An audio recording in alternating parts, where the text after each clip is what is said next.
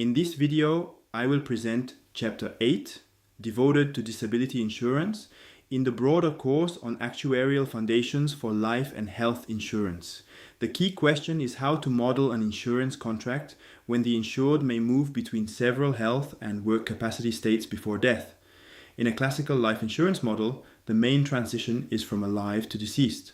Here, the insurer must also account for disability onset, recovery, death while active, and death while disabled. This creates a genuine multi-state problem. The central actuarial difficulty is that a disability spell has its own history. A person who has just become disabled and a person who has been disabled for several years may have very different recovery prospects and mortality levels. This chapter therefore introduces a semi-Markov modeling framework where the current state is not enough. The duration already spent in disability also matters. We will move through the chapter in 5 steps. First, the insurance and contractual background, then the semi-Markov model, then the transition rates and probabilities, then pricing and reserving, and finally, estimation and graduation of transition rates. The presentation is designed to show how a practical insurance problem leads naturally to a richer stochastic process and to duration-dependent actuarial formulas. This first section gives the roadmap of the presentation. The main objective is to understand disability insurance as a multi-state actuarial problem. The insurer must follow not only survival, but also activity status, disability status, recovery, and the duration of the current disability spell. Disability insurance covers the loss of income that occurs when an insured person cannot work because of illness or accident. In practice, these contracts often supplement social security benefits, employer schemes, or loan insurance arrangements. This makes disability insurance both a social protection product and a major actuarial product. The chapter models the contract through 3 states: active, disabled, and deceased. This already creates more structure than ordinary single life insurance because several transitions are possible. An active insured can become disabled or die. A disabled insured can recover or die while disabled. The main modeling innovation is the treatment of the disabled state as semi-Markovian. Recovery and mortality while disabled are not assumed to depend only on the current age. They also depend on the duration already spent in disability. This is natural.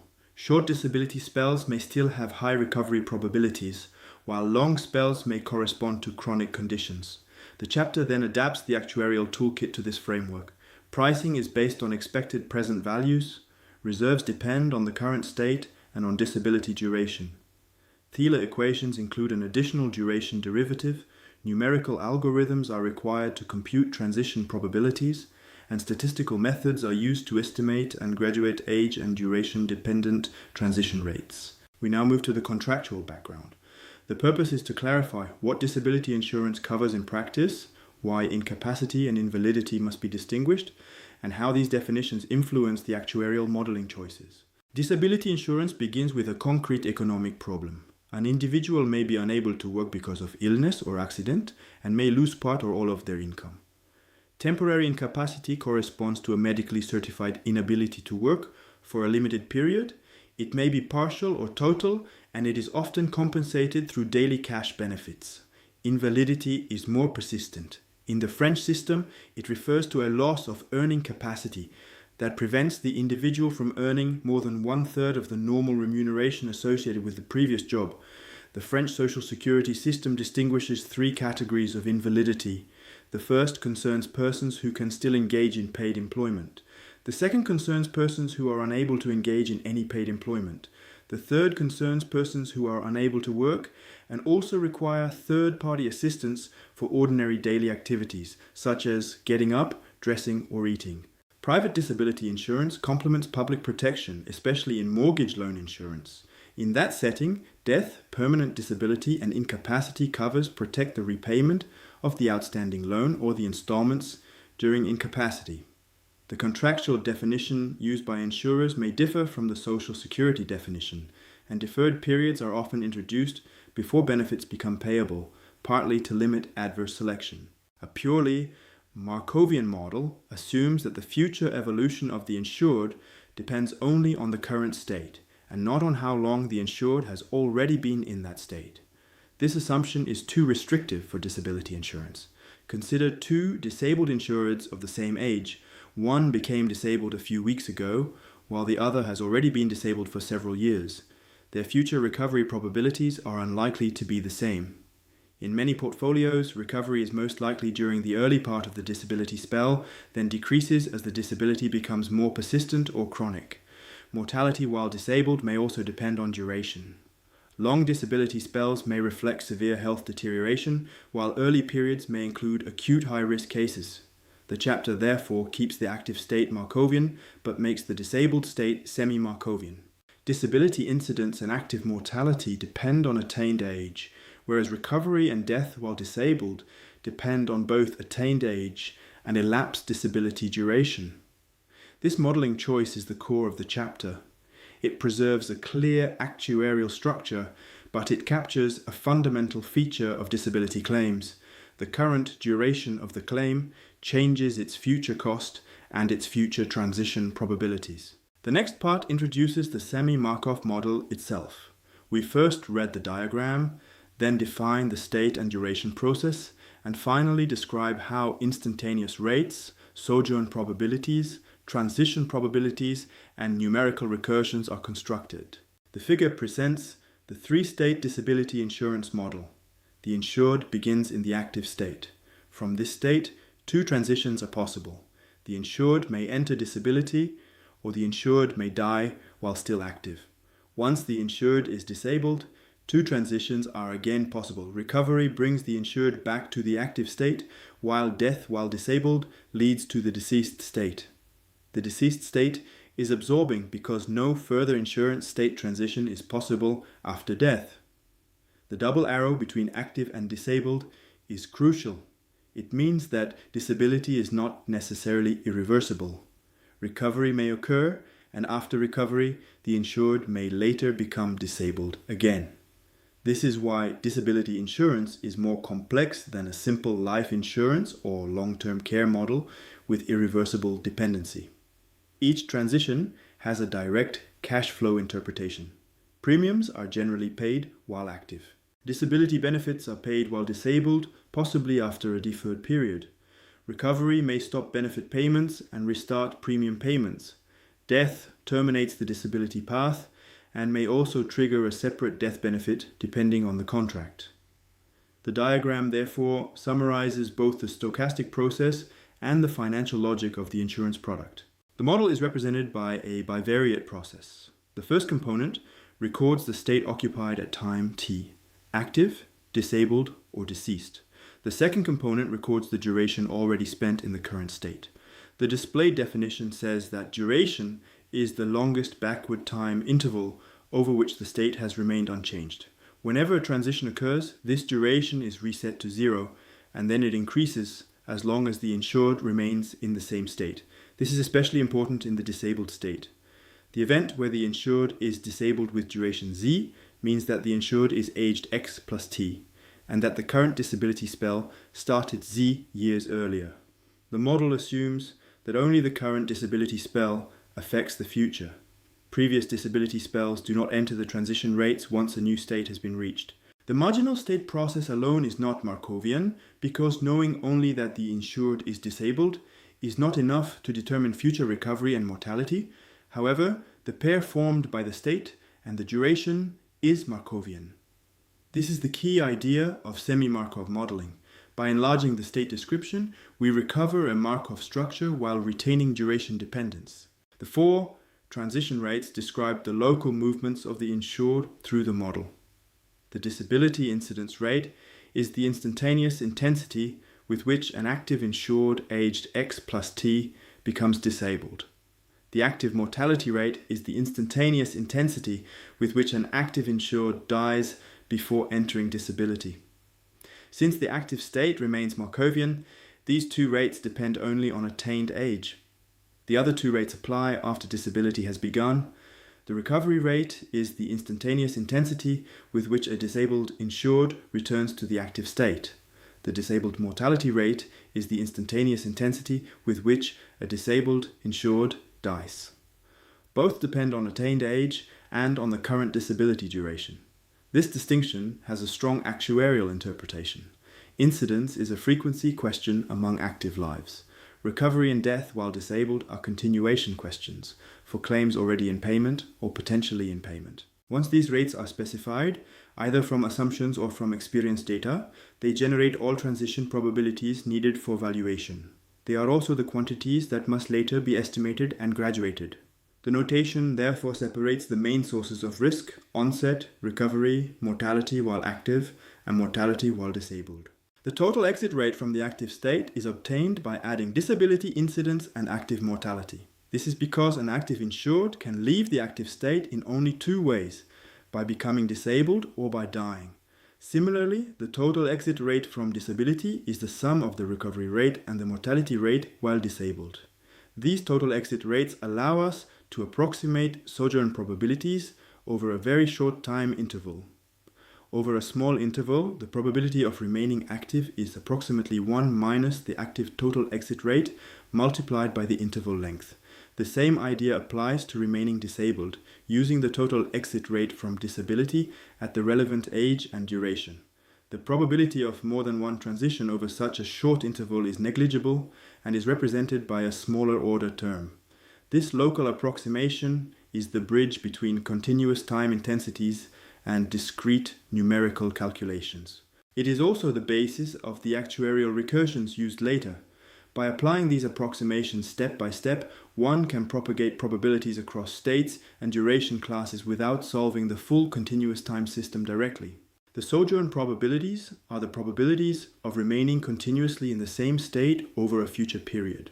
For the active state, the probability of remaining active from age x to age x plus t is the exponential of minus the cumulative total exit rate from active. This is analogous to the survival formula in life insurance, but the exit from active includes both disability onset and death while active. For the disabled state, the formula is more characteristic of the semi-Markov framework. A disabled insured aged x plus t with disability duration z remains disabled for an additional period only if no recovery and no death occurs during that period. While time moves forward, attained age increases and disability duration increases at the same pace. The integral therefore follows a path in the age duration plane. This is the mathematical point at which the semi-Markov structure enters the valuation framework. The formula is not just a technical detail. It is the object used to value disability payments after entry, to compute transition probabilities from disability, and to define reserves for an ongoing disability spell. The transition probability from the active state to remaining active satisfies an equation that combines direct exits and recoveries. The first part of the displayed equation subtracts active lives who leave the active state directly through disability or death. This is the same logic as in a Markov model with a total exit rate. The second part is specific to disability insurance with recovery. It adds people who had entered disability earlier and who recover exactly at age x plus t. To compute this contribution, the model integrates over all possible previous disability entry times. For each such time, the insured must have been active up to entry, must then have become disabled, must have remained disabled until the current time, and must finally recover at the current disability duration.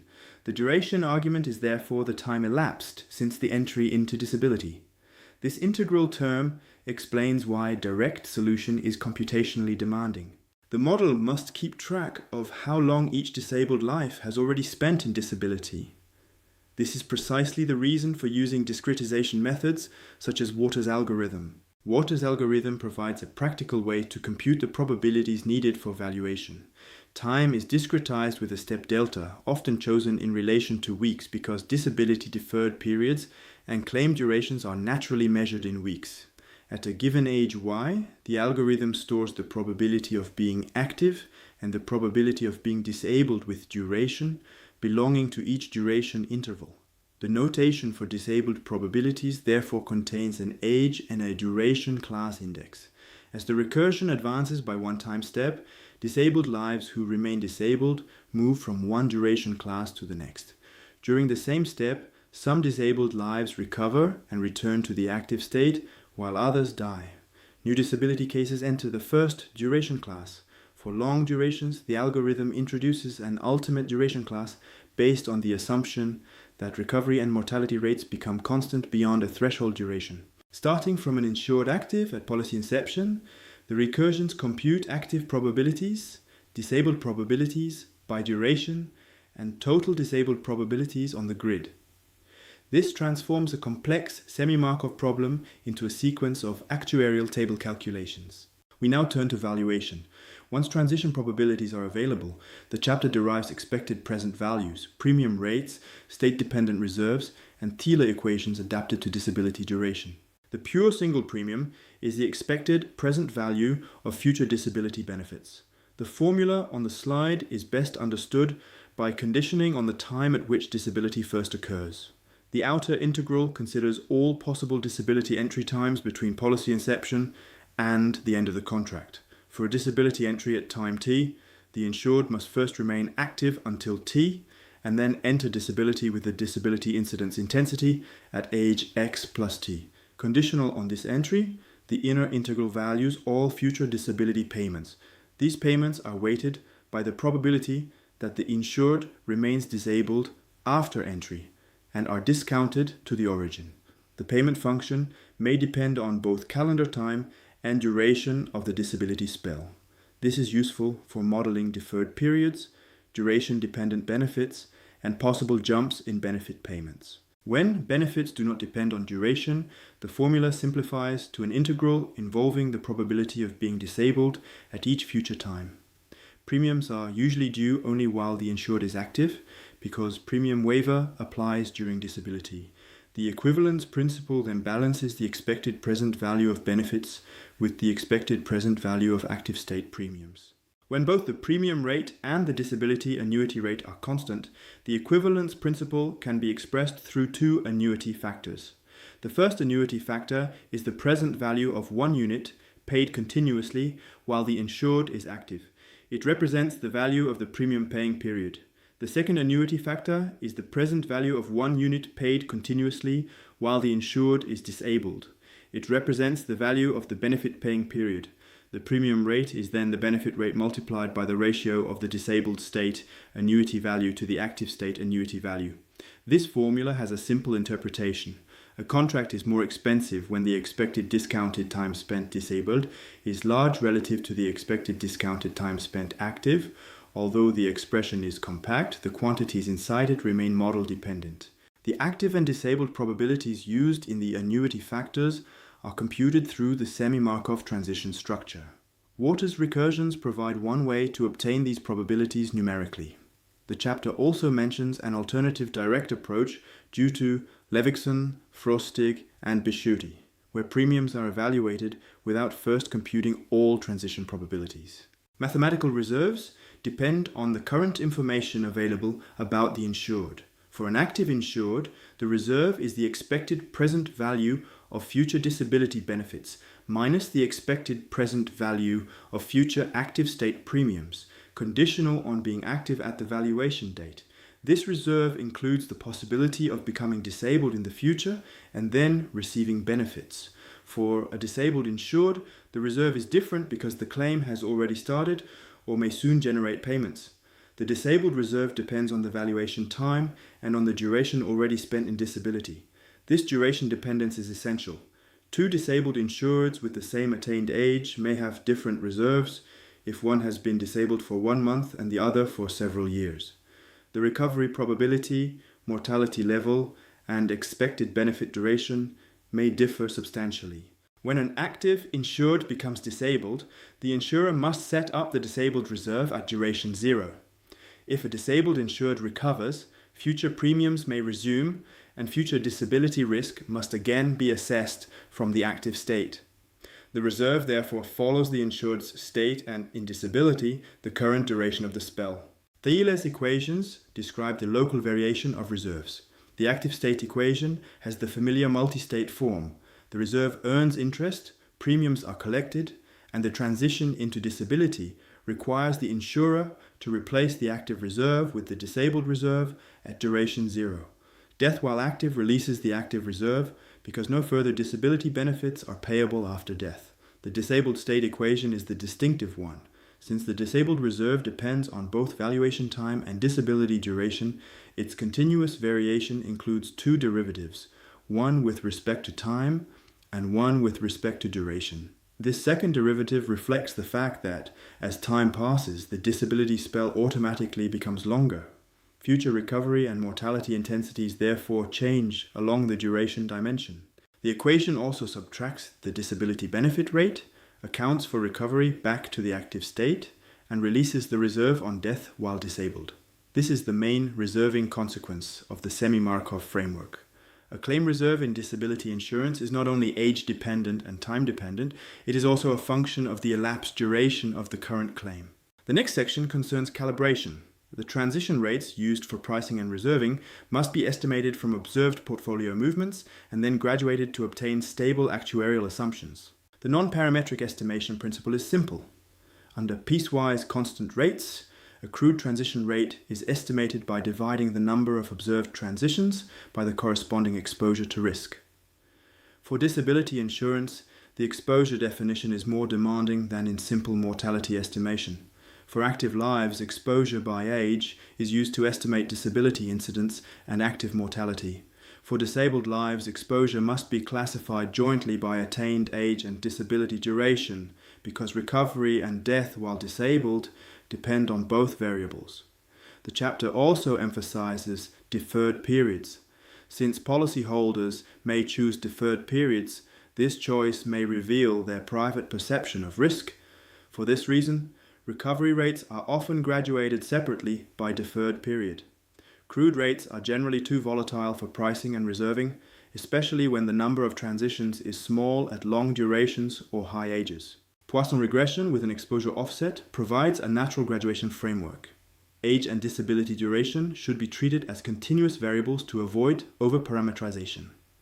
The adequacy of the model is checked using deviance, residual plots against age, duration, and fitted values, and actuarial judgment. The final section summarizes the actuarial message of the chapter.